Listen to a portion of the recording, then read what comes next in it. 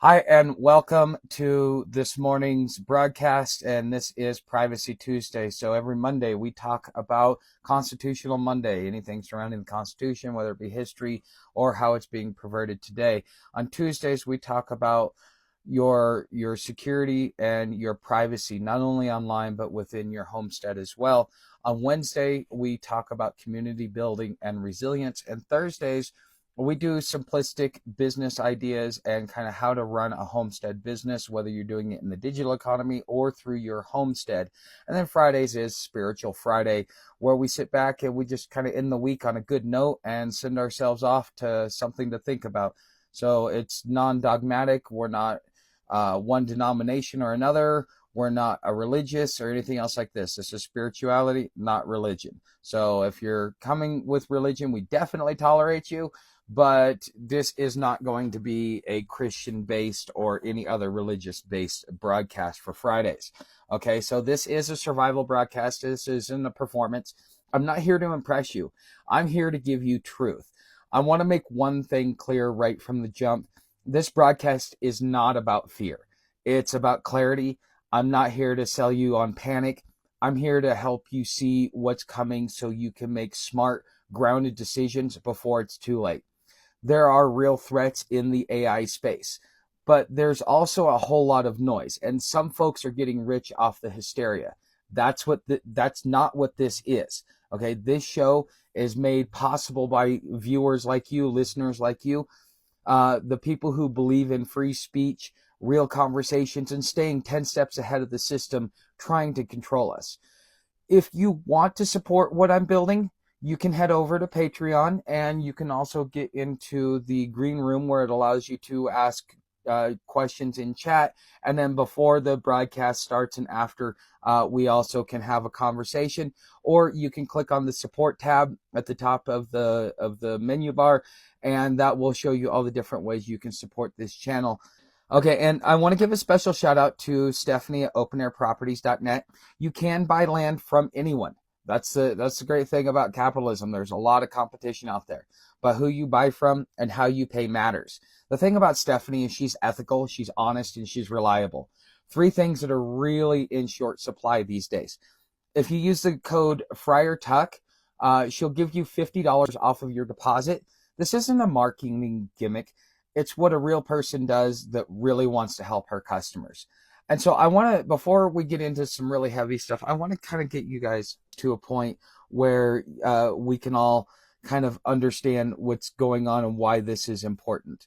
One of the things that I want to figure out here, or that I want to kind of raise your awareness of, the things that are going to affect you most right now that are happening are things like Palantir getting a digital surveillance contract through the federal government, which is most likely the Department of Homeland Security, probably even the FBI and other organizations and alphabet agencies. To you, all they're saying is, hey, we want to be able to go after illegal immigrants, and that's fine if they want to go after illegal immigrants.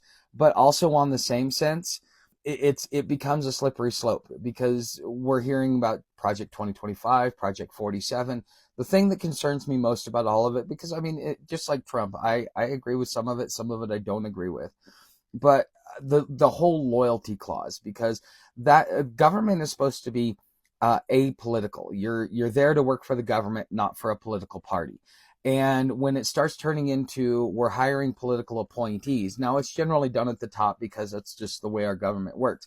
But down at the lower ranks, when you start demanding loyalty to a specific administrator or a specific party and things like that, you start running a slippery slope. And therefore, it becomes everybody is a political pawn at this point.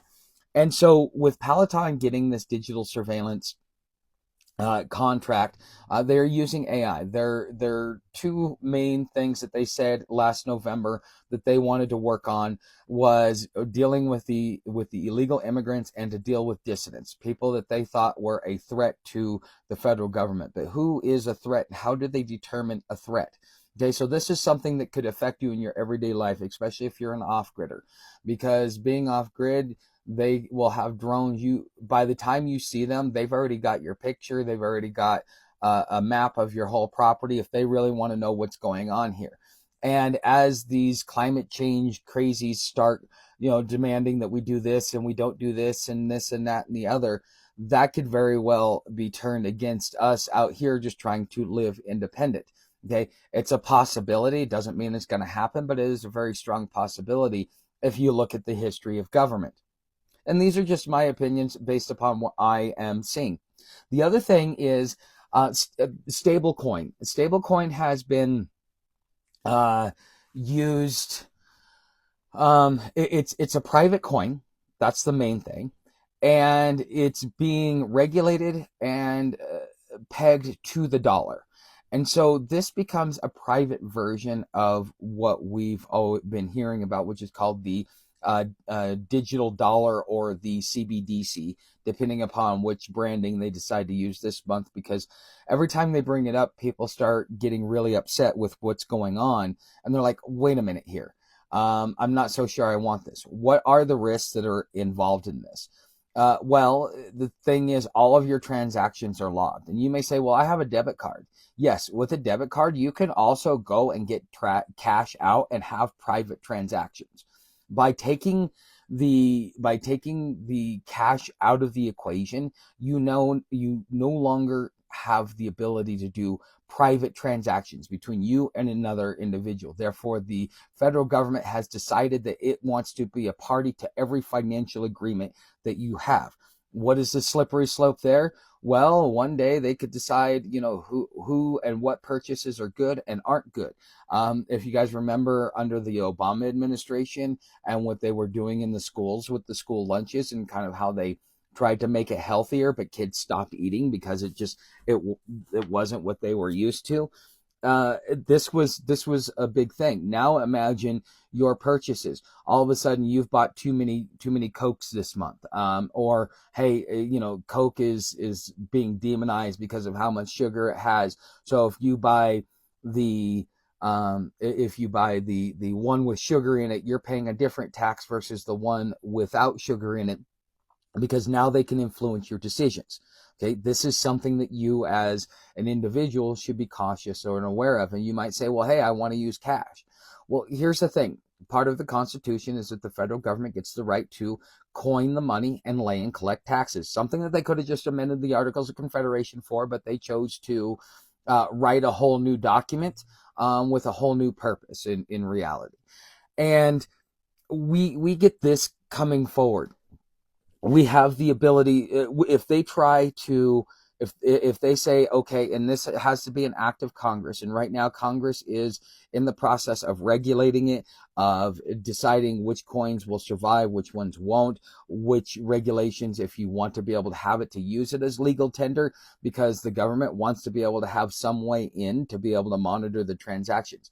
And even worse, although it may be private, this is also programmable. So if you don't use your money within a certain amount of time, that money gets dissolved, and therefore that way they can keep you from doing what they deem to be hoarding. So if you've got $1,000 in your bank account and they deem that to be hoarding, well, then they could just sit there and expire all that money. So there is going to be no such thing as savings anymore. The only thing that you can have are assets. And that's why Stephanie at openairproperties.net is so important, is because land is a real asset, and owning a blank piece of land that you can terraform to the way that you want is important. Because if your savings happens to be, considered hoarding, well, what happens if we run into a bad day where there's, weather issues or supply chain issues or things like that? You have a lot of cataclysms that could come from that. So that means the people that are out here rurally that may not be able to get a lot of stuff, we're the ones that pay first. So therefore, being able to have your own garden and to be able to have your own buildings and so on and so forth is important, because this will be how you weather the storm and mitigate the possible damages that could come just from the ebb and flow and cause and effect of what's going on politically with our money. Because it's going to be politicized. The second you give Congress the ability to control something, they are going to politicize it. It's not about one party or another, because we talked like yesterday, they are religions. Okay, so let's talk about something else that is also happening. We have got Google's latest AI, which is VO3, and it's causing a deepfake dilemma. Okay, VO3 can generate stunningly realistic video footage, including fake riots, fabricated protests, and scenes of political unrest.